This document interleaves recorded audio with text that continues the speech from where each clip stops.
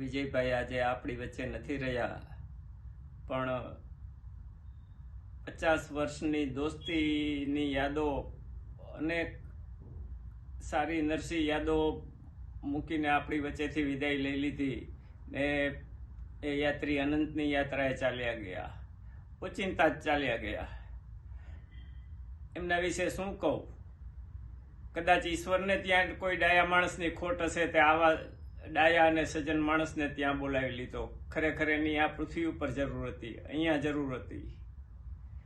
પણ કેટલા કેટલા પ્રસંગો એના યાદ કરું. 50 વર્ષમાં એક જ ધારી, એક જ સરખો સંબંધ, એક જ કાયમને માટે હસતો ચહેરો.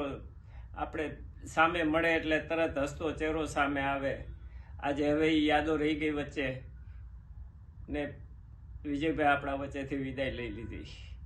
ઘણી દુઃખદ ઘટના છે. બીજું તો શું કરી શકીએ? ઈશ્વર એમના આત્માને શાંતિ આપે એવી પરમ કૃપાળુ પરમાત્મા પાસે પ્રાર્થના. જય માતાજી.